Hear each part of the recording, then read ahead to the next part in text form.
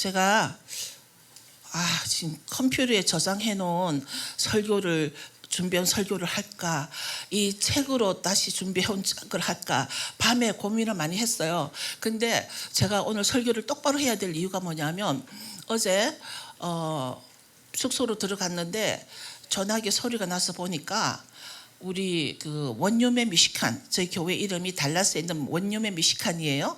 우리 교인이 우리 저 자매님하고 찍은 사진을 제가 카톡에 올라온 거예요. 좀 보여주시겠어요? 저렇게 저에게 이게 올려주신 거예요. 제가 얼마나 놀랐는지 몰라요. 뭔가 있잖아요. 제가 바람피다가 들킨 것 같은 그런 느낌이었어요, 제가. 그래서 우리 교회도 9살짜리 다니엘이 있고, 하넬이, 예준이, 우리 손자 조조, 찰리, 우리 이 아이들도 제가 정말 사랑하는데 마치 저 사진을 보니까 내가 저들을 사랑하는데 얘만 사랑한 것 같이 그런 느낌이 드는 거예요. 그래서 내가 우리 아이들도 얼마나 사랑하는지 알지? 그러고 넘어갔긴 했습니다. 근데 이제 내리셔도 되겠어요. 저 깜짝 놀랐어요. 그런데 제가 아이들 기도를 해줄 때 달라스에서 울었대요. 우리 특히 부목사님도 이렇게 아이들을 기도를 하는데 하나님의 임재가 너무 강하더라는 거예요. 그러면서 이 아이들 위해서 자기도 기도하면서 막 눈물이 나더라는 거예요. 그래가지고 또 한 집사님은 목사님 그 아이들 다 데리고 오세요 그래요. 목사님 그 아이들 다 데리고 오세요 그래. 원하시면 언제든지 오십시오. 참 좋죠. 그러니까 요즘은 이렇게 뭔가 발달이 되니까 이렇게 나와서 제가 감시당하는 같은 그런 느낌이에요. 목사님이 설교를 잘하나 못하나 이렇게 감시당하는 그런 느낌입니다. 그런데 제가 어저께 하나님의 실제적인 축복을 나눴습니다. 그죠? 하나님의 실제적인 축복이 우리가 필요한 것, 하나님의 실제적인 축복은 우리에게 오실 때는 어떻게 하냐면 강력한 생명력으로 옵니다. 그런데 내가 강력한 생명력을 가지려면 필요한 것들이 거기는 강력한 건강, 강력한 돈, 강력한 관계, 이게 다 필요한 게 강력한 생명력이에요. 그래서 하나님은 정말 살아 계시다는 거 인정하십니까? 제가 이번에 성막을 강의를 하면서 킹덤과 제국, 임페러 했잖아요. 그 두 가지를 정확하게 성경 말씀으로 여러분에게 보여드리기를 원합니다. 출애굽기 1장 17절 열어주시겠어요? 제가 다소 즉흥적이기도 합니다. 오늘 이것도 사실은 아침에 즉흥적으로 보여줘야겠다, 증거를 대줘야 되겠다.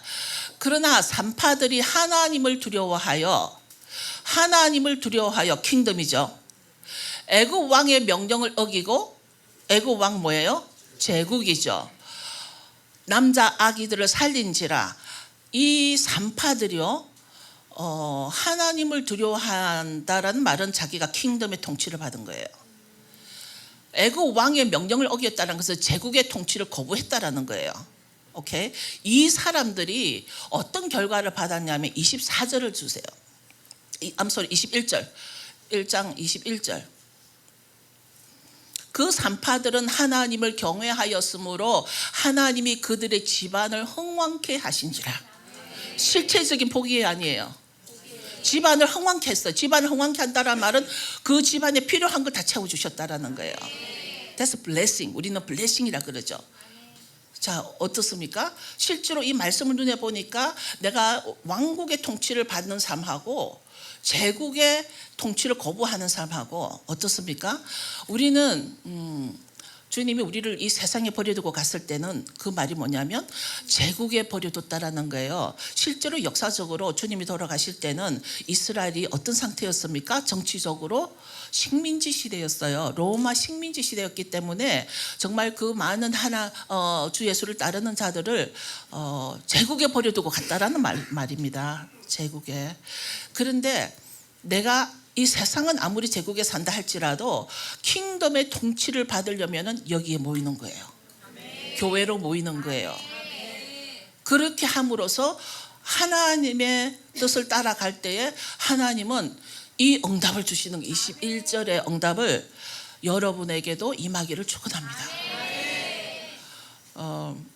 그래서 여러분은 하나님이 얼마나 크신 분인가 상상이 갈까? 저도 상상은 잘 안 갑니다. 얼마나 크신 하나님일까? 우리는요, 겸손해라, 겸손해라, 겸손해라 말을 할 필요가 없이 당연히 겸손할 수밖에 없는 존재입니다. 왜냐하면 하나님의 크심이 제가 오늘 그냥 말씀으로 조금만 여러분하고 나누고 아마 이 다음에 to be continue 시편 104편을 좀 1절부터 열어주실래요? 잠시만 제가 이게 쭉 훑어 나가겠습니다. 시편 104편 하나님이 얼마나 크신 분인지.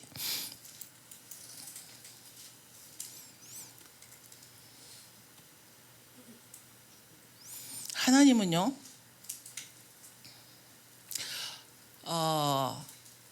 104편 1절 35절인데 이게 기니까 여러분들이 한번 꼭 읽어보시고, 제가 104편을 통해서 그 우리 저희 선생님이 내놓으신 글이 뭐냐면 하나님은 heaven, earth and a sea, 하늘과 땅과 바다를 통해서 인프라를 만드셨다라는 거예요. 우주적인 건설을 하신 거, 우주 건설을. 위층방을 위한 들보를 놓으시고 땅을 그 기초 위에 세우시고 기둥을 들어 올리시고 문지방 자물쇠 문으로 경계 설정을 하시고, 그게 이 104편에 다 나와 있습니다. 하늘이 기둥 위에 놓여 있으며, 그래서 이 모든 게 하늘의 궁창이 기둥에 의해 지탱되고 우주는 땅이 바닥이 되고 하늘이 천장인 거대한 장막처럼 궁창은 문으로 되고 창문도 되고 자물쇠를 통해 강수 조절 기능을 하고 위에 물에서 비가 흐르도록 통제하시고, 우주적 물이 땅을 둘러싸고 있으며 깊은 곳에서 샘과 강을 통해 솟아오르고 우주적 바다는 우주 전체를 둘러싸고 있다. 이게 하나님이 천지 창조를 하시면서 우리는 이 지구 안에 있는 역사만 보고도 엄청나게 크신 분이신데 우주적 건설을 하신 분이잖아요. 하나님은 우주적 인프라를 만드셨다라는 거예요. 그게 104편에 쭉 나와 있습니다. 그래서 104편을 다 전체를 가지는 않겠지만 우리가 현대과학과 고대 우주관을 좀 공부할 필요는 있어요. 고대 우주관을 보면 제가 지금 공부하는 게 이제 랍비들에게서 나온 개념이라 어제 제가 4단계 말씀을 나누면 아마도 데라시 단계쯤으로는 갈 수 있을 것 같아요. 그래서 정말 크신 하나님이라는 거, 성경에서는 하나님이 우리에게 계속 뭘 주시냐면 창조주 하나님인데 그 창조를 우리는 이 지구에서만 하는데 하나님의 창조는 우주를 건설하신 분이잖아요. 1장 14절에 보면 하늘에 달과 별과 이거 다 하셨잖아요. 근데 그게 하나님 전 우주적인 건설을 하신 분인데 그분 앞에 우리가 겸손하지 않으면 어쩌겠어요. 그죠?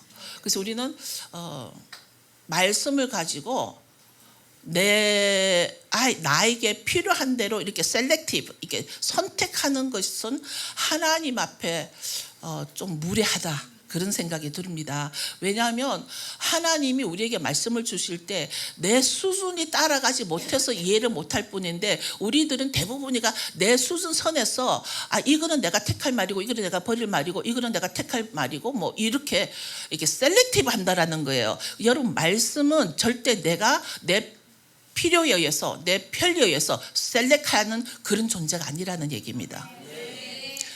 제가 첫날 말씀드린 것 같습니다. 어떤 명령이든지 주님이 말씀하시면 나는 행하는 거다. 이해가 안 될 때도 행하는 거다. 그런데 우리 그 IQ가 높은 사람일수록 그걸 내가 이해를 먼저 해야 돼. 그거는 킹덤의 애티튜드가 아니에요. 킹덤의 애티튜드는 이해가 안 가는 거는 내 문제지 하나님 문제가 아니야. 그죠? 이해가 안 가는 거는 내 문제죠. 내 수준 문제잖아요. 그죠? 그런데 내가 이해가 안 간다고 해서 하나님의 명령을 거부할 수 있나요? 그게 아니라는 얘기예요. 이것을 철저히 지키는 분들이 저기 이스라엘 사람들이란 얘기예요. 그런데 우리가 성경을 참 양심 없이 읽는다라는 감동을 받을 때가 많이 있어요. 기독교인이든 유대인이든 상관없이 어느 쪽이든 성경을 참 양심 없이 읽는다라는 그 결론이 뭐냐면 대체 신학이라는 게 나올 수 있어요. 성경을 양심 없이 읽는데 그 사람들의 나오는 이론이 대체 신학 이론이 나오는 거예요. 근데 우리가 대체 신학하면 대부분이가 교회에서 그렇게 대체 신학을 했다라고 말을 하죠. 네, 했습니다. 당연히. 성경이 없는 절기들을 지키고 성경에서 해라고 하는 절기를 지키지 않고 뭐 여러 가지가 대체 신학이 있었습니다. 그런데 유대교에서도 대체 신학은 존재합니다. 예를 들어서 성경에 자칭 유대인이라는 단어 들어보셨어요? 자칭 유대인. 그 자칭 유대인이 무슨 뜻일까? 혈통으로 뭐 핏줄이 유대인이 아니라서 아닌데 자기가 자칭 유대인이라 한다 뭐 그런 거, 그런 가벼운 수준이 아니에요. 그게 아니에요. 자칭 유대인은요, 메시아를 거부한 유대인들이에요. 왜냐하면 시내 산에서 예수님이 그 출애굽한 사람들에게 말씀을 다 줬는데, 그리고 성경은 모두 누구에 관한 얘기라고? 정말 그 예수와에 관한 얘기를 다 했는데 유대인의 피를 가지고 있는 사람들이 그분인 걸 인정 안 하잖아요. 메시아는 인정 안 하잖아요. 그래서 자칭 유대인이라는 말을 많은 사람들이 그냥 유대인도 아닌데, 피가 유대인도 아닌데 유대인이라고 한다, 이런 건 가벼운 단계가 아니란 얘기예요. 그러니까 우리가 어찌 보면 성경을 참 양심 없이 읽는다는 그런 사람들은 양쪽이 다 있다라는 얘기예요. 그래서 우리가 정말 성경을 읽을 때 하나님이 얼마나 크신 분인가를 먼저 알고, 그 다음에 이제 나를 알게 되면은 우리의 생각이 좀 달라질 수도 있고, 우리의 신앙관이 좀 달라질 수도 있고, 내가 이 교회에 와서 하나님 앞에 내가 이 교회를 통해서 내가 무엇을 해야 할까? 우리는 이 교회가 바로 요번에 제가 강조했던 것이 성막에서 시작됐다라는 건 다 이제 이해가 되셨잖아요. 그리고 교회가 앞으로 가야 할 방향이 어디라는 것도 아시잖아요. 어디로 가죠? 할렐루야. 그렇습니다. 교회는 이대로 머물지 않습니다. 가야 할 길이 있습니다. 그 가야 하는 길에서 내가 주의 대로 그 주님의 그 새 예루살렘으로 가는 그 길을 내가 얼마나 건축을 할까? 하나님은 우리를 빌더로 세우셨어. 빌더. 건축자, 세우는 자. 에베소서는 전부 다 교회론이거든요. 근데 그 교회론에 나오는 에베소서에 보면 우리를 전부 다 교회를 세우는 자로 주셨어요. 근데 교회를 세우는 데는요, 이 어린아이에서부터 어른에 이르기까지 다 필요하신 거예요. 근데 내가 여러분에게 정말 내가 여러분이 받기를 원하는 게, 아까 그 산파들이 받은 집안이 흥왕하였더라, 이 축복이 여러분 가정에 임하기를 원합니다. 저는요, 예를 들어서 열심히 이 신앙생활하고 교회와도 봉사하고 헌신하고 하는데 내 가정이 풍성하지 않으면 그건 뭔가 하나님과 나 사이에 뭔가 좀 있는 것 같아요. 그거를 여러분들이 해체해 봐야 된다는 얘기예요. 빨리 그 해체라는 말보다도, 어제 우리 교인이 목사님 해체라는 말은 안 좋은 말이래요. 근데 수술 나를 이렇게 열어서 수술해 보자는 얘기거든요. 수시로 나를 점검해서 나를 수술을 해봐야 이렇게 점검을 해봐야 된다는 얘기예요. 그 얘기가 뭐냐면, 난 이전에는 내 신앙관 이런 게 있었는데 괜찮았는데 잘 살아왔는데, 어쩌면 잘 살 수도 있는데 더 이상 진전이 안 될 수도 있어요. 그리고 삶이 무력해질 수도 있고. 그러니까 요즘 사람들 그 공격이 무슨 공격이냐면 우울증 공격이 엄청 많은 거 아시죠? 우울증 공격. 그게 하나님과 나 사이 관계에서 틀어져서 나오는 거예요. 근데 제가 초반에 저를 목사 안수를 주셨던 로렌스 케네디 목사님이 늘 가르치셨던 건데, 제가 자주 이 글을 사용하고 있어요. 케네디 목사님은 뭐라면 신앙의 프라이어리티, 우선순위를 얼마나 중요한가를 늘 가르치셨어요. 저 이거 칠판 써도 돼요?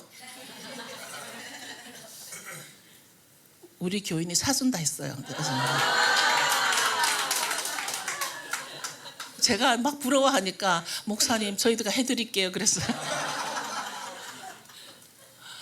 우선순위가 가장 우선순위 오케이. 하나님, 그죠? 둘째는 뭐가 될까? 교회가 될까? 가정이 될까? 뭐가 될까? 둘째는? 네?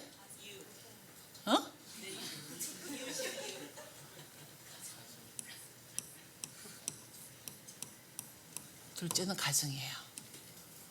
세 번째가 교회입니다. 네 번째가 직장입니다. 다섯 번째가 사회입니다. 제가 이 설교를 옛날에 했다가 그 교회 사모님이 저에게 컴플레인을 하셨어요.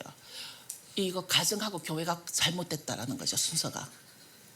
제가 거꾸로 올라가서 설명해드리면 여러분 이해가 가실 거예요. 사회가 왜 중요하냐면 공산주의 사회가 되면 어떻게 돼요? 사회주의 사회가 되면 어때요? 그래서 이 사회가 오늘 우리 한국에도 많은 문제가 되고 있는 게 지금 이 사회가 민주주의가 돼야 되는데 자본주의가 뭐 뭔지 하여튼 민주주의가 돼야만 우리가 하나님을 마음대로 좀 자유롭잖아요. 그래서 사회가 중요한 거예요. 그 다음에 직장이 뭐냐면 내가 직장이 튼튼해야 뭐가 들어와요? 돈이 들어와요. 그죠? 돈이 들어와야 그 돈으로 내가 교회를 서포트할 수가 있어요. 교회는 여러분의 돈이 없으면 이게 진행할 수가 없어요. 맞잖아요? 그런데 만약 여러분 모두가 직장이 없다고 생각해 보세요. 모두가 직장이 없어 지금. 근데 준비해 놓은 돈도 없어. 그럼 이 교회는 없어지는 거예요. 맞죠? 그래서 직장이 중요한 거예요. 그 다음에 이 교회가 존재를 돼야만 이 교회를 통해서 가정이 회복이 돼요. 가정 때문에 교회가 회복되는 게 아니라 교회 때문에 가정이 회복되는 거예요. 여러분 이 순서가 바뀌면 안 되는 거예요. 저는 어디를 가든지 이 5가지 순서를 내가 지금 신앙생활 하는데 내 이 5가지 프라이어리티를 잘 가지고 있는가, 이 순서가 조금만 바뀌잖아요. 뭔가 잘못된 거예요. 교회 때문에 가정이 튼튼해질 수 있어요? 복을 받을 수 있어요? 그런데 가정이 불화가 일어나고 싸움이 일어나고 가정이 깨지면 하나님 잘 섬길 것 같아요? 가정이 깨지면 하나님 신앙생활 잘 할 것 같아요? 아니에요. 튼튼한 가정이 하나님을 잘 섬길 수 있어요. 이 순서가 맞죠? 이래서 이 5가지 그 케네디 목사님은 달라스에서 되게 유명하신 분이고 책도 많이 쓰신 분이에요. 그분이 이 5가지를 그 미국 교회에 그 미국 교회였거든요. 계속 강조를 하시는 거예요. 그래서 저는 어디를 가든지 가끔씩 이거를 강조를 하는 이유가 여러분들이 뭐 그 하나님보다 혹시 여기 위에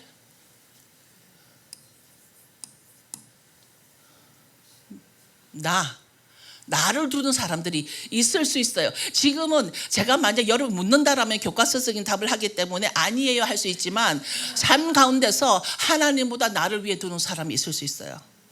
그래서 제가 오늘 하나님이 얼마나 크신가를 알자 시편 104편을 읽어보면 상상이 될 수 없을 만큼 우리는 그 우주적인 인프라를 지으신 하나님을 보면서 정말 하나님 크신 분이다. 그렇다면 하나님이 내 가정을 흥왕케 해주실 수 있다 없다? 언제든지? anytime? 하나님은 주시고 싶어 하시는데 내가 못 받아? 누구 때문이냐? 나 때문인 거예요. 여러분 그거 중요한 거예요. 하나님이요 절대 인색하지 않아요. 정말 풍성하신 분이에요. 하나님은 흥왕키를 원하세요. 여러분 가정에 여러분이 흥왕케 돼야 여러분이 킹덤을 더 강하게 만들 수 있는 거예요. 그렇기 때문에 하나님은 더 강력한 킹덤을 원하시기 때문에 먼저 여러분을 세우고 싶어 하시고 채워주고 싶어 하시는데, 그러나 하나님은 바보가 아니라 줄 때를 알고 안 줄 때를 아는 거예요. 이 훈련 때문에 여기 와 있는 겁니다. 이 훈련 때문에 그 광야에서도 성막을 짓게 한 것입니다. 이런 훈련 때문에 우리가 정말 아무것도 없는 메마른 땅에서 성막을 지어서 운행하라고 하신 겁니다. 무슨 훈련이요? 거룩을. 거룩해라. 하나님은 거룩한 자를 찾으시는 거예요. 거룩한 자에게 아까 그 히브리 산파 보셨잖아요. 사실은 뭐 산파들은 그렇게 공부를 많이 한 이런 사람들이 아니잖아요, 그죠? 그런데 하나님이 그 히브리 산파의 아주 기본적인 하나님을 믿고 애굽 왕의 것은 거절하고, 근데 그 사람이 살고 있는 곳은 어디예요? 애굽에 살고 있는 거예요. 애굽에 살고 있지만 내가 선택해, 내가 통치를 받아야 할 통치가 어딘가를 구분한 거예요. 혹시 여러분 이래도 아직까지 여러분은 어떤 통치를 받고 살 건가를 헷갈린다면 출애굽기 1장 다시 읽어보십시오. 뭐 복잡한 것도 아니에요. 간단하잖아요. 이 산파처럼 여러분의 가정이 갑자기 흥왕되기를 축원합니다. 어떻게 할 수 있어요? 방법은 뭐예요? 하나님의 통치를 받으세요. 여러분 대에서 안 되면 여러분 자녀 대에 들어가요. 여러분 자녀 대에서 안 되면 그 후손에 들어가요. 여러분의 그 제너레이션, 톨도트 그 가족 제너레이션, 여러분의 톨도트가 복을 받게 돼 있어요. 이 순서가 잘 되게 되면요. 그런데 이제 오늘이 오멜 7일째인가? 7일 오멜인가? 6 오멜인가? 오늘이 아마 7 오멜일 거예요. 왜 우리가 초실절 다음 날부터 오멜 개수를 할까? 오멜 개수를 몇 번까지 가요? 49번까지 가잖아요. 49번 가고 난 뒤에 뭘 받아요? 49 오멜 다음에 뭘 받아요? 말씀을 받았어요. 말씀을 받았어요. 왜냐하면 말씀은요 그냥 준비되지 않은 자에게 오지 않아요. 이 오멜 개수를 왜 하죠? 오멜 개수는 바로 여러분을 거룩의 훈련인 거예요. 한 오멜 한 오멜 한 오멜. 저는 이전에는 이 오멜 설교를 했을 때 그 한 오멜이 하루치 먹을 양식이니까 내가 먹고 뭐 양식을 준비하는 건가. 그런데 이번에 저희 선생님이 그러더라고요. 이게 바로 거룩을 훈련하는 훈련이었어. 니네가 49일 동안 거룩해지는 훈련을 하고서 비로소 말씀을 주신 거예요. 시내산에서 말씀부터 받았지 성령부터 받은 게 아니잖아요. 그런데 동일한 날에 예루살렘을 떠나지 말고 기다려라 해서 며칠 기다렸어요? 10일을 기다렸지. 누가 10일을 했어요? 똑똑하십니다. 10일을 기다렸더니, 그러니까 예수님이 이제 돌아가시고 시박에 돌아가시고 40일간 제자들과 함께 계시다가 승천하시면서 너희는 예루살렘을 떠나지 마라 그랬을 때 그 마가의 다락방에 모인 이유가 말씀을 받았던 오순절 때문에 마가의 다락방에서 제자들이 모였던 거예요. 성령 때문에 모인 건 아니에요. 말씀을 기념하는 그 오순절 때문에, 샤봇 때문에 마가의 다락방에서 모였는데 10일 만에, 그러니까 오순절이 들어온 거예요. 동일하게 말씀 받은 그 49일째 그 다음날 50일 만에 성령이 오신 거예요. 이제 이 교회도 아마 곧 그 오순절 예배 때 아주 불이 떨어지고 하늘문이 열리고 이곳에서 여러분들 기대하는 것만큼 성령의 그 강력한 말씀과 불이 이루어질 것을 믿습니다.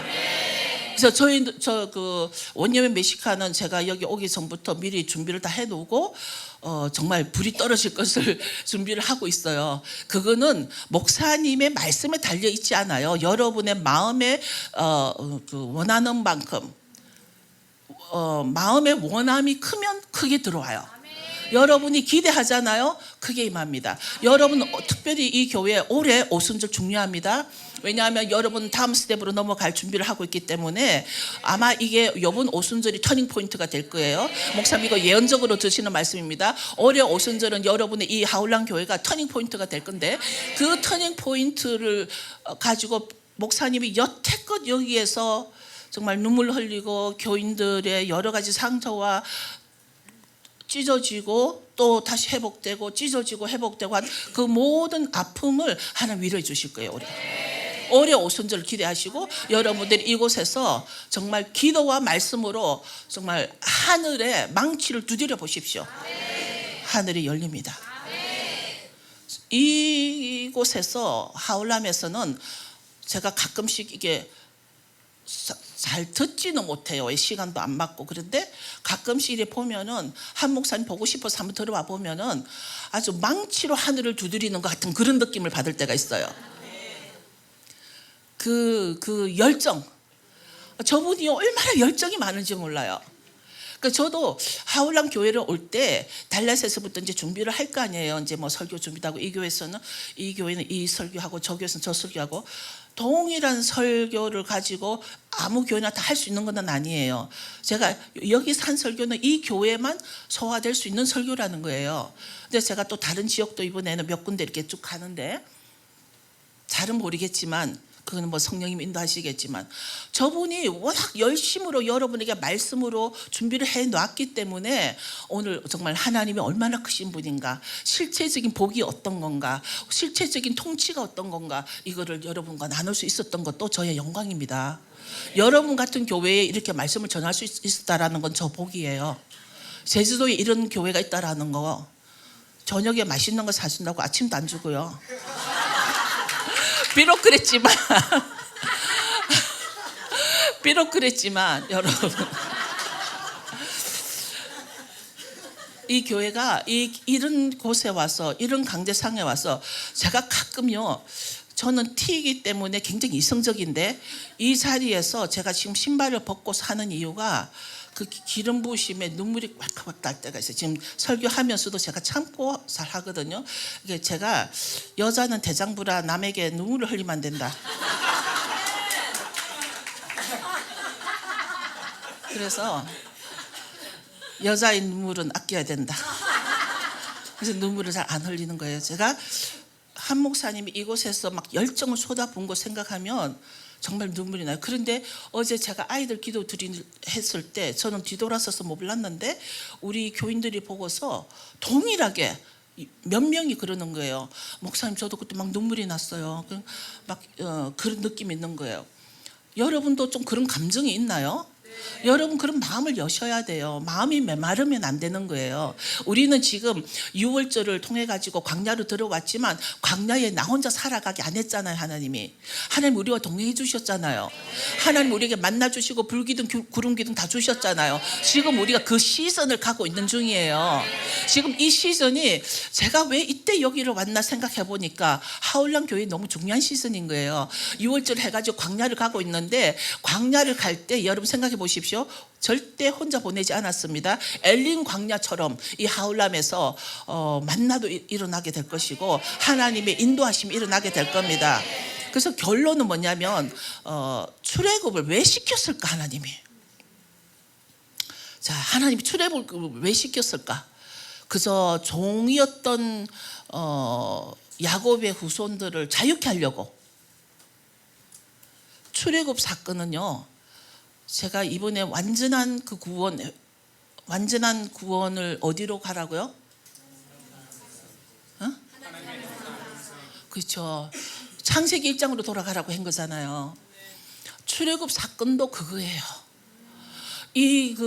애굽에서는 하나님을 섬길 수가 없어. 애굽에서는 하나님의 통치를 받을 수가 없어. 그리고 종이에요. 도무지 하나님 형상으로 갈 수가 없어요. 그러니까 출애굽 사건은요, 사실은 이 백성들을 다시 하나님의 왕국에서 하나님의 통치를 받게 하려고, 자유케 하려고 하나님의 프로젝트예요. 하나님 프로젝트로 그렇게 이제 광야를 걸어가고 있는 거예요. 지금 이 하울람이 하나님의 프로젝트 가운데 들어와 있어가지고, 이 오순절 전후로 제가 듣기로 4월달에 뭐 그러는데, 오순절 전후로 뭔가 바뀔 것 같은 그걸 여기 안에 들어와서 제가 감동을 받았거든요. 그래서 그냥 목사님 허락해서 선포를 한 거예요. 이 오순절 전후로 해서 이 교회가 다음 스텝으로 분명히 올라갑니다. 여러분들이 그 벽돌을 가지고 같이 올라가면 여러분의 블레싱이에요. 여러분의 축복이에요. 왜냐하면 하나님의 프로젝트는 내가 이 애굽 백성들을 끌어내겠다고 하는 게 하나님 작정하셨어요. 그런데 야곱 후손이 모두가 나왔나요? 자기가 선택한 사람만 나왔어요. 유대 전승에는 40%가 나왔다, 60%가 나왔다. 그건 중요하지 않잖아요. 제가 늘 하는 말이, 반이 나왔다라는 거예요. 반이. 나머지 반은 광야 생활 힘든 걸 아니까 야곱 후손이면서도 안 나왔어요. 그런데 야곱 후손도 아닌 허다한 그 이방인이, 허다한 잡족이라고 돼 있지만 참 표현이 좀 그래요. 그렇지만은 영어로 표현이 multitude tribe이라고 돼 있어. multitude. 그러니까 여러 사람들이 하다못해 그 모세의 엄마, 아니 양 키워준 엄마, 그걸 보모 엄마인가? 양엄마. 그 사람도 나왔다고 기록이 됐어요. 그 공주와 시녀들이 다 나왔다고 돼 있어요. 기록에 있어요. 그게 그거와 같이 출애굽의 기회를 줬을 때 유대인이면서도 출애굽하지 않은 사람이 있는 것처럼 여러분 가운데도 이 교회의 하나님의 프로젝트로 이 교회는 지금 뭔가 다음 스텝으로 갈 텐데 여러분이 함께 가면 여러분의 블레싱이지만 여러분이 다 함께 안 갈 수도 있어요. 그것도 여러분의 선택이라는 거죠. 그러니까 여러분은 무엇을 선택할 것인가? 하나님은 신명기에 보면 내가 너 앞에 생명과 죽음과 복과 저주를 줬다. 그랬죠? 배우셨어요? 그거 봐, 너무 잘 가르치잖아. 그런데 너가 선택하라 그러죠. 누가 선택해라고? 네가 선택해라. 하나님 네 앞에 생명도 줬고 죽음도 줬고 복도 줬고 저주도 줬어. 그래서 선택은 너야. 출애굽의 기회를 줬는데 어떤 사람은 출애굽을 선택했고 어떤 사람은 애굽에 남아서 고기와 부추를 먹으면서 편하게 살았던 그 사람들의 후손은 어떻게 됐는지 우리는 nobody knows. 하나님은 항상 우리가 선택하기를 원하신다는 겁니다. 그 다음에 하나님의 나라와 인간의 제국, 이게 성경에는 이 땅에 일어나고 있는 싸움 가운데 딱 한 가지 싸움이라는 거죠. 그 큰 싸움이 항상 킹덤과 제국의 싸움이라는 거예요. 하나님의 나라와 세상의 제국을 계시록에서는 어떻게 표현되냐면 짐승의 나라라고 돼 있어요. 결국은 제국은 짐승이 되는 거예요. 우주적 전쟁으로 보는 거예요. 우리가 말씀을 읽을 때도 좀 더 큰 비전을 가지고 어떤 우주적 비전은 가지지 않다 할지라도 적어도 이 교회 비전은 같이 가야 되는 거예요. 여러분에게 우주적 비전을 가지라고 강요하진 않아요. 저도 아직 우주적 비전은 없으니까. 그러나 이 교회의 비전은 나와 같아야 되는 거예요. 같이 움직여 가야 되는 거죠. 그래서 우리는 하나님은 인간을 자유롭게 하신 이유가 출애굽을 시키면서 자유롭게 하신 이유가 그분의 형상을 따라 살도록, 아까 제가 말씀드린 대로 하나님의 형상을 따라서 온전한 구원을 이루도록. 하나님은 그냥 내가 너를 만들었으니 나를 닮아라, 나 따라 해라 이렇게 명령을 하신 게 아니라 하나님은 하나님의 백성에게 구원을 주고 싶은 거예요. 그러면은 구원의 길이 바로 이 길이 하고 가르쳐 준 게 하나님의 형상이라는 얘기예요. 근데 우리가 저도 어렸을 때는 예수님만 영접하면 구원이 되는 줄 알았어요. 그죠? 저도 어렸을 때는 예수님만 영접하면 구원이 되구나. 그런데 결국은 보니까 그 말도 맞아요. 예수님 영접해야 돼요. 우선 영접해야만 내가 예수님을 따라갈 수가 있어요. 닮을 수가 있어요. 그런데 우리는 어디선에선가 딱 거기서 멈춰버린 거예요. 그러니까 우리는 어디 와서 멈춰야 되냐면 하나님의 형상까지 와서 멈춰야 되는 거예요. 그게 문제인 거예요. 우리는 아주 큰 죄를 지은 것이 아니라, 큰 잘못을 저지르는 것이 아니라 어느 순간 아주 작은 잘못, 멈추지 말아 할 때 멈춰버린 거예요. 구원의 문제가. 구원은 지속적으로 내가 가서 내 성품이 온전히 예수님의 형상을 닮은 곳까지 와서 멈춰야 온전한 구원이 되는데 우리는 너무 일찍 멈춰버릴 수가 있어요. 잘못 배웠어 그래요. 그게 내가 잘못한 게 아니라 내가 잘못 내 머릿속에 입력이 됐던 거예요. 그래서 우리는 하나님과 함께 세상을 회복하기를 원하시는 거죠. 하나님 우리를 파트너 삼으셨어요. 하나님의 프로젝트 가운데 우리를 파트너 삼아서 이 세상을, 이 제국 세상을 다시 회복하시고자 하는 게 아버지의 꿈이에요. 우리들은 아버지의 꿈을 이루어드리는 데에 쓰임 받기를 원합니다. 그런데 아까 제가 히브리 3:8을 예를 들어 드렸지만 그뿐만 아니라 성경 여러 곳에 내가 아버지의 꿈을 이뤄 드릴 때 하나님은 내가 이곳에 필요한 거 하나님한테는 그게 아무것도 아니거든요. 채워주십니다. 여러분 자녀에게 채워주십니다. 저는 여러분 너무너무 그거 하고 싶은 말이 많아도 제가 절제를 해야만 돼요. 그래서 구원은요 실제로 우리가 저항하고 회복하고 그 관계 이야기입니다. 우리는 계속 제국을 향해서는 저항을 하고 하나님 통치로 들어와서 회복하고 그렇게 해서 가는 게 바로 구원이라는 것입니다. 그 다음에 성경의 구조, 모세 오경의 구조를 먼저 말씀드리면 이제 조금 문제들이 이제 선생님들이 유대인들이 랍비들이 이렇게 성경 구조를 하면 모세 오경문에서 딱 끝나버리거든요.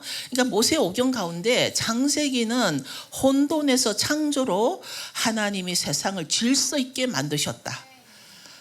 그 다음에 출애굽기는 노예 상태에서 자유로 하나님이 세상의 제국에서 사람들을 해방시켜줬다. 제가 여태 한 말을 정리가 된 겁니다. 그 다음에 레위기에서는 부정에서 거룩으로 하나님과 함께 살기 위한 언약의 기준이 세워집니다. 언약의 기준이 어디에서 세워지죠? 번제단에서 세워지죠. 레위기에서는. 번제단에는요 내가 멀리서 번제단을 드릴 수가 없어요. 어디로 가야 돼? 가까이 가야 됩니다. 그러니까 여러분들이 가까이 오셔야 되는 거예요. 번제단은 그 레위기에서 부정해서 내가 가까이 오지 않을 때는 나는 부정해질 수밖에 없죠. 부정해서 거룩으로 내가 바뀌어야 되는 게 레위기에서 우리에게 주는 메시지예요. 그러니까 레위기에서는 하나님과 함께 살기 위한 언약의 기준이 그거를 바로 속죄, 그 5가지 제사 그렇게 해서 예배, 오늘날 예배죠. 그러니까 제사가 없어졌다 이렇게 뭐 맞는 말이에요. 근데 제사의 형식이 없어진 거지 제사가 없어진 게 아니에요. 이게 우리가 참 조심해야 될 부분이에요. 근데 신학교에서 이렇게 혼돈스럽게 많이 하거든요. 제사가 없어진 게 아니에요. 제사의 형식이 없어진 거예요. 더 이상 짐승을 잡지 않아도 되고 더 이상 번제단에 가지 않아도 되는데 그 제사가 어느 날 그 휘장이 없어진 지성소의 예배로 드려지는 거예요. 우리는 지금 여기가 지성소 예배예요. 제가 어느 날 우리 그 원님의 미식칸에서 샤bat 예배를 드리는데 하나님의 기름 부심이 너무 강한 거예요. 그러니까 찬양 가운데 제가 어떻게 할 수가 없는데 하나님 뭐라고 주시냐면 지금 너가 드린 이 샤bat은 내가 지성소에서 받는 샤bat이다 이렇게 주시는 거예요. 그러니까 제가 감당을 못하고 너무 이렇게 무겁고 뜨거웠던 적이 있었어요. 근데 오늘 아침에 그걸 기억해 주시면서 여기서 드리는 예배가 지성소 예배예요. 바로 여러분들이. 그런데 제사가 없어졌다고 꽉물이 없애버리면 여러분의 거룩한 산 제사가 되지 않는 거예요. 여러분의 거룩한 산 제사는 언제 나온 말이에요? 신약에 나온 말이에요. 그 거룩한 산 제사가 바로 예배란 말이에요. 그죠? 제가 깨어 있으니까 잘하죠. 제가 깨어 있으면 잘 하는 편이에요. 근데 이제 민수기는 이제 유배 갔다가 많이 포로로 잡혀가서 좀 유배에서 회복으로 광야는 하나님의 존재를 다시 찾는 여정입니다. 광야는 하나님의 존재를 다시 찾는 여정입니다. 하올람도 지금 이 광야에서 출애굽을 하고 나와서 지금 세븐 오멜 7일째를 지나는 이 과정에서 여러분이 거룩해지려는 이 성품 훈련을 통해서 누구를 찾냐면 하나님을 찾는 거예요. 하나님을 만나는 거예요. 그러려니까 제가 또 살인자가 될 수밖에 없는데 죽어라. 자아를 죽어라. 자꾸 죽어라 하니까 내가 마치 살인자 같은 느낌인데 내가 죽지 않으면 하나님 못 만나. 광야에서 나는 하나님 도움이 없이는 살아갈 수가 없어요. 지금 여러분도 광야단 말이에요. 여러분 우리 인생도 광야에 살아가고 있는데 하나님이 도우지 않으시면 나는 살아갈 힘이 없어요. 광야에서 뭐 논농사를 했겠어요? 뭐 감자 농사를 했겠어요? 무슨 농사를 지었겠어요? 뭐 먹을 곡식이 있었겠어요? 지금 하나님은 우리를 광야에 지금 버려두신 이유는 하나님을 더 가까이 찾아오라는 얘기예요. 아까 제가 레위기에서 언약의 기준이 세워지는 이유가 너가 가까이 와서 번제를 드리라. 그 번제는 나를 드리는 거예요. 나를. 어디에서? 이 지성소에 들어와서 나를 예배로 드리는 거예요. 찬양으로 드리는 거예요. 여러분 찬양 시간에 들락달락 거리지 마시고 찬양 시간이 설교 시간보다 더 중요합니다. 여러분 찬양 시간은 설교 시간보다 중요해요. 한 목사님이 싫어하실지 모르겠지만 근데 한 목사님도 찬양 사역자잖아. 여러분 이 찬양 시간에 나를 살아있는 거룩한 산 제사로 드리는 시간이에요. 그래서 내가 어제 우리 저 자매님 얼마나 감동을 받았는데 이 아이들을요 찬양 시간에 이 공동체적으로 찬양을 못하게 하는 거는 범죄입니다. 범죄예요. 하나님을 찾는데 방해를 하는 범죄입니다. 이 찬양을 10년 전에만 해도요, 제가 이 서울이나 다른데 교회에 이게 설교하러 가면요, 찬양 시간에 그 담임 목사님이 저에게 그럽니다. 목양실에서 커피 마시고 뭐 먹고, 지금 예배 준비하고 있으니까 찬양 끝나면 가면 돼요.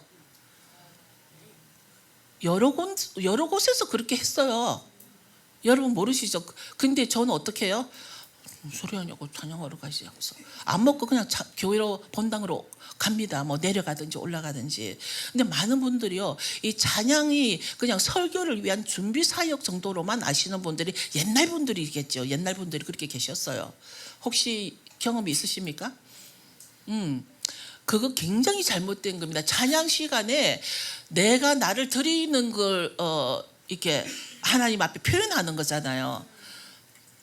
찬양하는데 하나님 나 잘 봐주세요 뭐 이런 게 있나요? 그냥 그분만 높여드리는 거잖아요. 그 달라스에 바루카심이라는 메시아닉 그 유대인 회당이 있어요. 회당이 꽤 큽니다. 그 벨트라인에 있거든요. 뭐 집사님 가보셨어요? 한번 가봤어요? 바루카심이라는 아주 목사님 말인데 라피 마리가 하는 큰 교회인데 거기 찬양을 오래 하는데 아마 여러분들이 거기를 가면요 지겨워서 못 앉아 있어요. 찬양이 얼마나 단순한지 몰라요. 하나님은 그 찬양 내용이 하나님은 거룩하시고 하나님은 사랑이시고 인자자비하시고 그거밖에 없어요. 오직 하나님만 높이는데 찬양을 드리는데 그분들은 그때 어떤 여자분들은 그 시간에 하나님을 만날까 두려워서 이러고 찬양을 해요. 우리가 보기는 우습죠. 그분들은 실제로 하나님을 만나면 나 죄인인데 하나님 만나면 죽잖아요. 그 말씀이 지금도 오늘 이 시간에도 그 바룩하신 그 교회에서는 유대인 여자분들은요 이렇게 여성스러운 달릿을 쓰고서 찬양을 할 때 이렇게 해요. 왜냐하면 찬양할 때 주님이 오시니까. 주님 앞에 드리니까. 그러니까 제가 하고자 하는 말은 그런 신실함이 우리도 좀 회복이 되면 좋겠다. 여기 하나님의 임재가 가득하다 그러는데 그 하나님 임재 앞에서 나를 드리는 그런 신실함. 그럴 때 내가 정말 신실하게 하나님 앞에 다가왔을 때 하나님이 나를 얼마나 예뻐하실까. 하나님이 나를 예뻐해 주시면 게임 끝. 내 가정이 흥왕해지더라. 우리는요 하나님은 하나님 백성을 잘 살게 하고 싶으셔요. 제국의 대통령도 그 백성들을 잘 살게 하고 싶어 하잖아요. 그 백성을 가난하게 하고자 하는 대통령은 없어요. 그럼 뭘 몰라서 뭔가 어디 미혹이 돼서 잘못해서 그렇게 된 거지. 그런데 하물며 우리 하나님이 그 킹덤에 들어온 하나님의 백성들을 가난하게 해주고 싶을까? 아니잖아요. 하나님은 근본적으로 저와 여러분을 풍성하게, 그러니까 잠시는 어려울지 몰라요. 잠시는 그 홍해를 지나야 될 수도 있어요. 물속을 지나야 될 수도 있어요. 잠시는 마라의 선물도 먹을 수 있어요. 광야가 뭐 다 좋은 건 아니었잖아요. 여러분들 지금 아마 잠시는 마라의 선물의 단계가 있을 수도 있어요. 그런데 내가 정말 엘림에 가기까지는 엘림에 갔더니 70 그 종려나무가 있고 만나가 내려오고 오아시스가 있고 얼마나 좋았어요. 그러나 엘림에 가기까지 뭐가 있었어요? 말할 선물의 단계가 있었어요. 여러분 인생도 마찬가지예요. 저도 말할 선물의 단계가 있었어요. 많았어요. 그런데 엘림이 그렇다고 해서 엘림이 또 영원하지도 않았어. 또 떠나야 했어. 이것이 광야가 나에게 준 메시지입니다, 여러분. 이것이 우리가 출애굽기를 통해서 받아야 될 메시지라는 거예요. 혹시 여러분 가운데 지금 말할 선물처럼 좀 어렵다. 그런데 지나간다. 이 선물도 지나간다. 그리고 또 엘림까지 간다. 그러다가 또 목이 마르다. 여러분 이게 출애굽기를 보면 내 인생이에요. 보니까 여러분의 인생이 될 거예요. 여러분은 전혀 고생 없이 그렇게 사신 분 잘 안 계시잖아요. 뭔가 우여곡절 끝에 특히 연세가 70, 80대 되신 분들은요, 전쟁 후에 이 나라를 세우신 분이기 때문에 정말 고생하셨어요. 혹시 이 교회에 7, 80대 되신 노인분들이 오시면 굉장히 존중해 주십시오. 그분들은요 알게 모르게 이 나라를 세우는 데 헌신하신 분들이에요. 수고하신 분들이에요. 그분들 때문에 여러분들이 지금 오늘날 대한민국이 뭐 7대 부산이, 8대 부산이, 10대 부산이 이러고 있는 거지. 그분들 정말 수고했어요. 저는 아직 70은 아니기 때문에 저도 아직 젊어요. 그렇지만은 7, 80대 노인분들이 이 교회 혹시 방문하시거나 오시거나 아니면 여러분 할머니, 할아버지 계시면 그분들을 respect, honor, respect 존중해 드리세요. 그분도 손 보세요. 다들 손이 거칠어져 있을 거예요. 고생하신 분들이거든요. 그래서 정말 하나님 나라는 무엇인가? 우리가 말한 자꾸 킹덤. 이 킹덤은 무엇인가? 절대 하나님 나라는 종교적이지 않다. 하나님 나라는 실체 삶이다. 여러분 중요한 티칭이에요. 이게 그 랍비 입에서 나온 티칭이에요. 하나님 나라는 절대 종교적이지 않다. 영적이지도 않다. 영적이지도 않다. 괜히 우리가 교회만 오면 영적인 척 하려는 사람이 있어. 교회만 오면, 밖에서는 안 그러다가 교회만 오면 영적인 척 하려고 그래. 괜히 가오잡고 그래. 영적인 척하고 막 목소리 힘도 막 좀. 옛날에는 목사님들이요 부흥회 가거나 설교할 때 그냥 할렐루야 하면 될걸 할렐루야 이런 분들 계셨어요. 모르세요? 나만 들었나? 그게요, 하나님 나라는 실체라는 걸, 그 진리를 빠뜨린 거예요. 하나님 나라는 실제로 여러분이 돈이 필요할 때 돈을 주게 돼 있고, 여러분이 건강으로 정말 죽음이 다다른 사람까지도 하나님은 살리시잖아요. 거기에서 하나님은, 하나님 나라에는 강력한 생명력을 주신다. 그 생명력에는 모두가 필요해요. 내가 건강해지려면 뭐도 먹어야 되고 뭐도 해야 되고, 결국은 생명력을 가지려면 돈이 있어야 돼요. 돈이면 내가 강력한 생명을 가질 수 있어요. 요새는 뭐 줄기세포라든가 뭐 오니까 뭐 별의별 걸, 여자들도 얼마나 예쁜지 몰라요. 이게 뭔가를 이렇게 해가지고, 저도 하고 싶은데 저도 뭐 예뻐지고 싶거든요. 여자니까.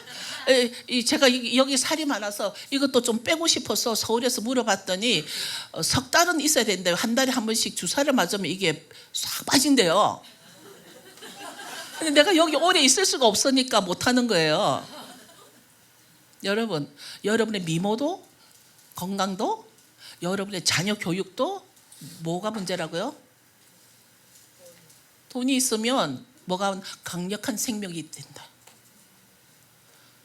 뭐 여러분들을 저 뒤에서 말씀하세요. 제가 속물로 보이면 저 뒤에서 속물이라고 말하세요. 이렇듯이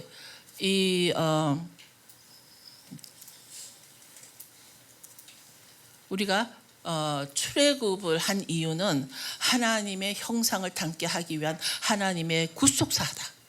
가장 귀중한 큰 구속사를 위해서 출애굽을 했다. 그런데 이스라엘에서는 이 모세 오경 전체 스토리의 80%가 출애굽에 관한 얘기라는 거예요. 그래서 여러분들이, 우리가 토로 포션 출애굽 끝난 지가 얼마 안 되잖아요. 이 출애굽 이야기가 모세 오경 전체의 80%를 차지한다는 겁니다. 그래서 우리가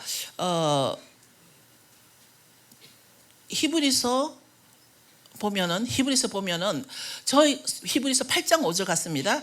하늘에 있는 것의 모형과 그림자라 모세가 장막을 지으려 할 때에 지시하심을 얻음과 같으니 삼가 모든 것을 산에서 너게 보이던 본을 쫓아 지어라.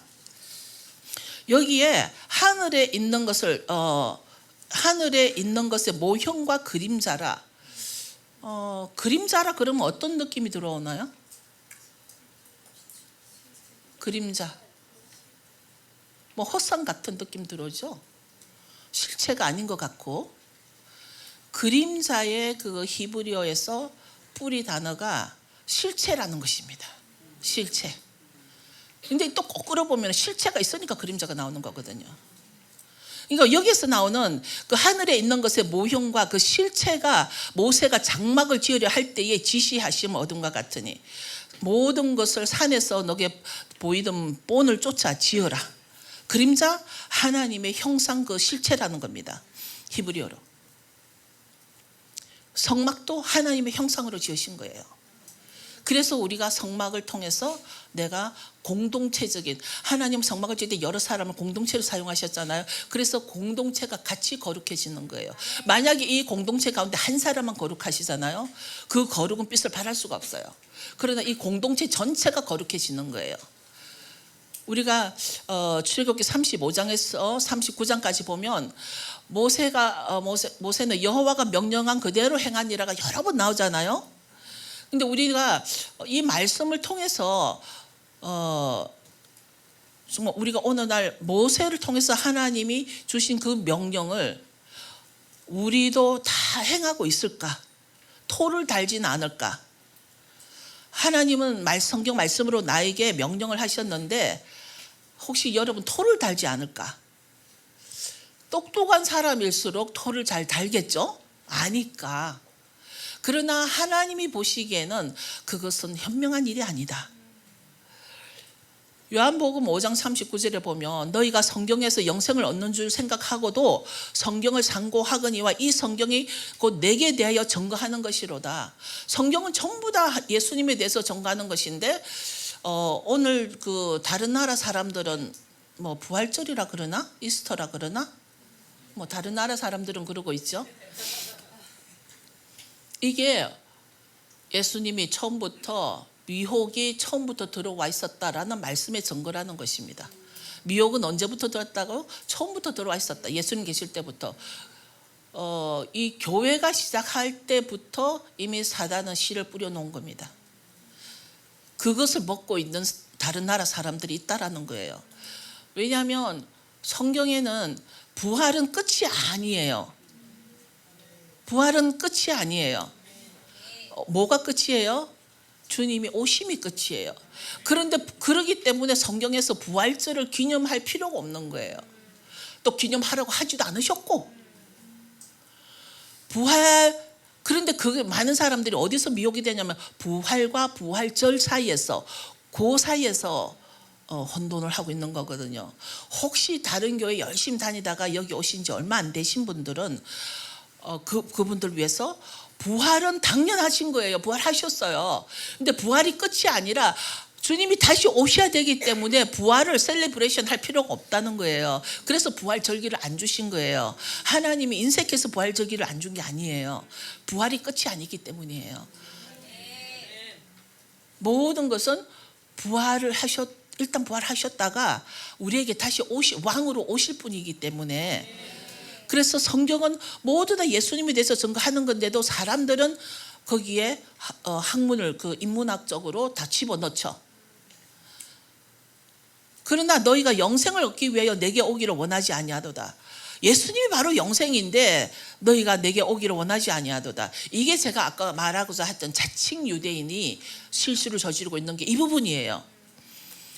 영생을 얻기 위해서 내게 와야 되는데 오질 않는 거예요. 그들이 아직도 많은 수의 그들이 예수님을 메시아로 영접하지 않잖아요. 그게 자칭 유대인이라는 거예요. 모세를 믿었다면 또 나를 믿었을 건데, 그러니까 모세가 한 모세 오경은 다 믿는단 말이에요. 이 사람들이 율법은 다 믿는단 말이에요. 그런데 이는 그가 46절 이는 그가 내게 대하여 기록하였음이니라 글도 믿지 아니하거든 어찌 내 말을 믿겠느냐.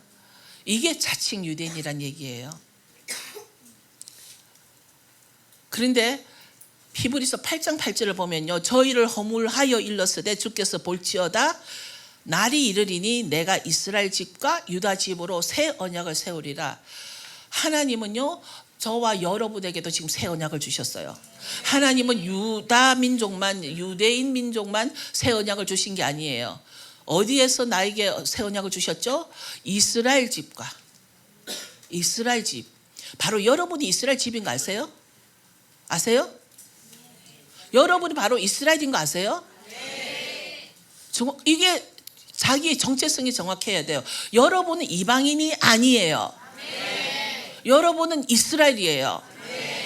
애굽에 살던 사람이었는데 제국에 살던 사람이었는데 유대인들이 출애굽하는 거 보니까 하나님이 인도하시네. 그래서 하나님을 믿겠다고 따라 나온 사람들을 신에서 하나님은 그 부분들을 누구라 했냐면 이스라엘 자손이라 불렀어요.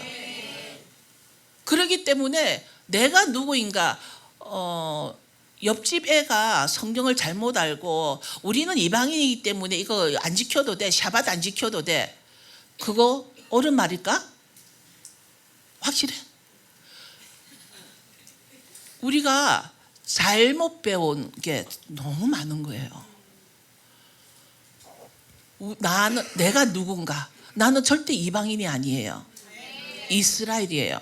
하나님은 나를 이스라엘 민족에게 이스라엘 집과 유다 집에 새 언약을 주셨습니다. 성경에서 왜 이렇게 두 부류를 부르시냐고 이유가 없이.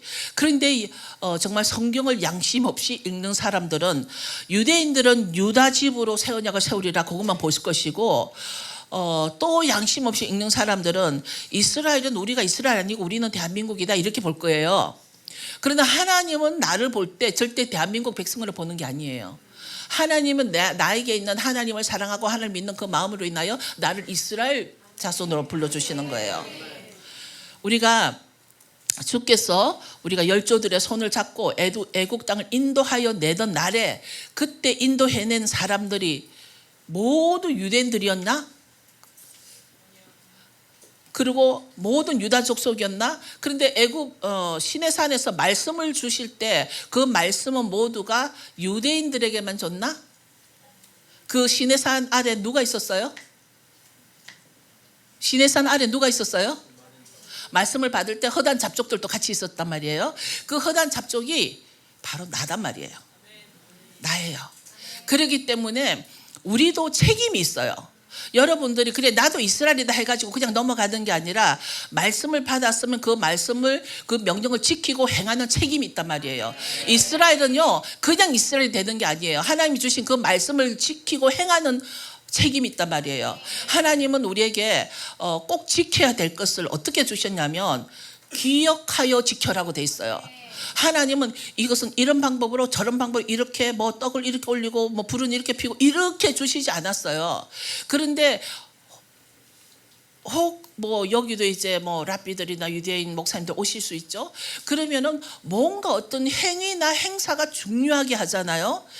그분이 잘못하는 게 아니라 그분들은 자기 조상으로부터 내려왔던 자기 생활법이 있는 거예요. 이게 워낙 제가 그랬잖아요. 고대 언어가 없어지고 구전으로 내려오던 자기들의 조상들의 생활법을 집어넣은 거예요. 실제로 모세오경에는 그 부분이 많이 있습니다. 근데 제가 어느 날 그거를 다 찾아내서 한번 해볼까 작업을 하는데 제가 이렇게 시간도 없었고 글을 못했는데 실제로 모세오경에는요 유대인들의 생활법이 하나님이 모세에게 준 그 말씀만 있는 것이 아니라 자기들이 입으로 구전으로 전해 내려오면서 지켜왔던 그 생활법 그거를 히브리 말로는 할라카라 그래요. 실제로 할라카는 하나님과 동행한다라는 뜻이거든요.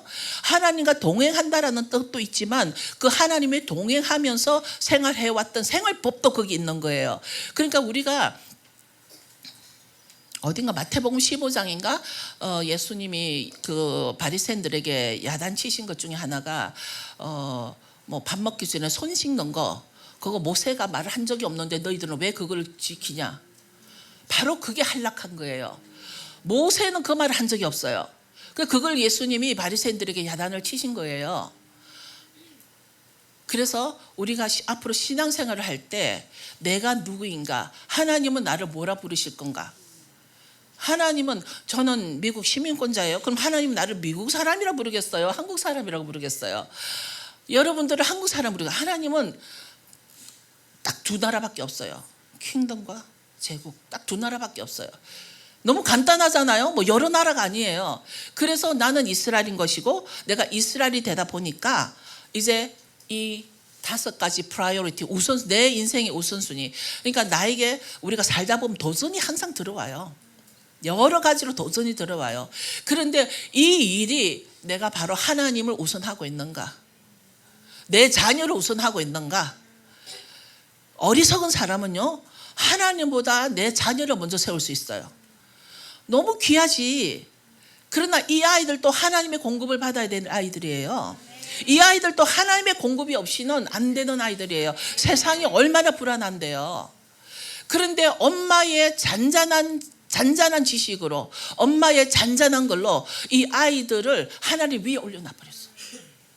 너 이날은 예배하고, 이날은 수학 공부하고, 이날은 예배 안 해도 되고, 이날은 엄마 선에서 딱딱딱딱 정리를 해버린다고. 그게 뭐냐면 공급받아야 될 이 아이들의 공급선을 끊어버리는 거야. 저도 한때 얼마나 우리 아들, 딸을 키울 때 치맛바람으로 우리 딸은 차르스쿨을 다녔고 우리 아들은 사립학교, 아주 비싼 사립학교를 다니고, 저도 한때 한 치맛바람 했기 때문에 그런 엄마의 마음은 알아요. 그렇지만 지금 제가 이 나이에 살다 보니까 거의 아직 70 직전이라 저는 너무 감사해야죠. 그러니까 이 나이까지 살다 보니까 아니야, 나는 정말 힘이 없어. 나는 내가 해줄 수 있는 게 나이가 들어보니까 없어. 내 아이들이 하나님으로부터 공급을 받도록 그 길을 열어주는 게 내가 더 현명했던 거야. 저도 이전에는 그러지를 못했어요. 그래서 제가 자꾸 강조하는 게 뭐냐면 진정한 복을 줄 수 있는 거를 아이들에게 열어줘야지. 나는 나이 들면 쇠퇴해져요. 힘도 없어지고 내가 영원히 젊게 힘팔팔 하지 않단 말이에요. 그런데 나는 나이가 들고 나면은 이 아이들 대상 해줄 게 없는데 하나님은 언제든 이 아이들에게 강력한 생명력을 줄 수가 있는 분이 바로 하나님이라는 거예요. 그 통로를 부모들이 막지 말라라는 얘기죠. 저 어제 기도할 때 아이들이 얼마나 귀한 아이들인지 모르겠어요. 어른들보다도 정말 나는 이 아이들이 너무 좋은 거예요. 근데 이 아이들에게 줄 수 있는 게 뭘까? 뭘 줄 수 있겠어? 하나님으로부터 복을 받을 통로를 열어주는 게 부모가 해야 할 일이라는 거예요. 여러분 너무 중요합니다. 제가 이번에 이제 집회를 마치면서 주저리 말을 많이 했죠. 그런데 어저께 제가 여기에 와서 이번에 참 잘했다 싶은 것은 이 아이들을 축복해 준 게 참 좋은 것 같았고요. 그 다음에 여러분들에게 정말 여러분은 이스라엘이다. 그래서 앞으로 성경에서 이스라엘이 나올 때는 바로 나다라고 생각하면서 여러분 스스로를 이방인이라든가 제2시민이라든가 예를 들어서 그런 관점으로 보지 말라. 하나님은 여러분을 이스라엘을 불렀고 그러면서 하나님 앞에 담대하게 하나님 앞에 월십 예배 드리는 자가 되어서 여러분을 거룩한 산 제사로 드리는 데 쓰임 받기를 축원합니다. 제가 여러분과 또 기도를 좀 하고 싶은 마음이 생기는데 저 설교는 잠깐만요. 더 중요한 게 있나 보다 한 번만 보고요.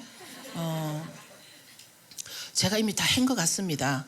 더 이상 그래서 바이오레카 하나님은 복을 주시는데 무릎을 꿇는 것이 복이다. 어제 나눴죠. 그래서 정말 성경은 하나님의 뜻을 글로 적었기 때문에 우리가 성경을 그대로 지키는 게 하나님의 생각을 우리가 행하는 거다라고 생각하시면 될 것 같습니다. 혹시 여러분들이 질문이 있으시면 한 목사님에게 다 하시기 바랍니다. 이건 여기다 둬도 되나? 떨어뜨리면 안 될 것 같아요. 그래서 여러분 제가 사실은 오늘 사역자들 위해서 기도를 해드리고 싶었는데 그것보다 일단 기도하면서 이번 집회를 통해서 여러분이 정리를 좀 해보면 좋겠습니다. 제가 짧은 시간에 3일을 했지만 여러분의 마음에 어떤 것이 들어와서 여러분을 타칭이 됐는지 하나님 앞에 좀 정리를 하면서 좀 더 가까이 다가가는 각자의 그런 그 임재 안으로 들어가는 기도를 좀 하면 좋겠습니다. 각자가 기도합시다. 자유롭게 소리를 내셔도 되고 조용히 하셔도 됩니다. 주님, 하나님 아버지, 이 귀한 시간을 허락.